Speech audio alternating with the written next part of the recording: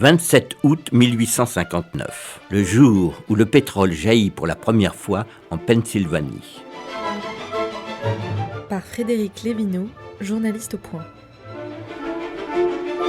Depuis des siècles, le pétrole suinte naturellement du sol en Pennsylvanie. Dès la moitié du XIXe siècle, l'huile noire est exploitée pour alimenter les lampes à pétrole. C'est un fermier de Titusville qui a le premier l'idée de creuser des tranchées pour favoriser l'écoulement du pétrole. Quelques années plus tard, un certain Georges Bissell achète à son tour une immense propriété pour exploiter cet or noir. Seulement voilà, son terrain ne tient absolument pas ses promesses. Bissell risque la faillite. Alors, son bras droit, un ancien conducteur de train nommé Edwin Drake, lui propose de forer profondément le sol, comme le font les exploitants des puits de saumure. La proposition déclenche l'hilarité de tous les habitants du pays.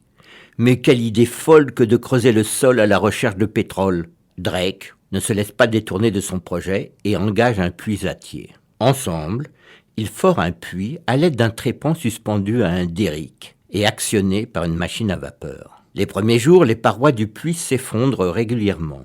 Alors, Drake a la bonne idée de faire creuser le trépan dans des tuyaux en fonte qu'il empile au fur et à mesure de la progression. Après plusieurs mois d'efforts, la profondeur du puits atteint 21 mètres. Nous sommes alors le 27 août 1859.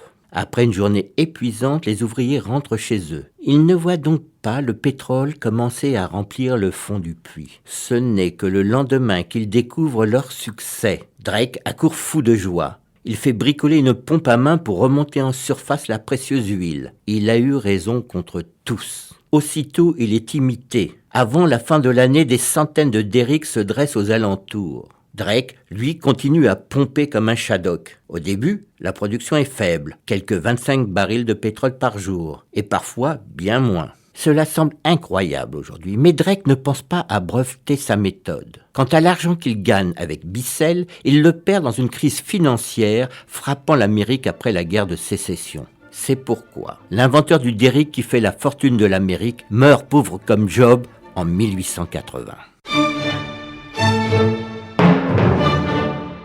Une série réalisée par Megan Kieki.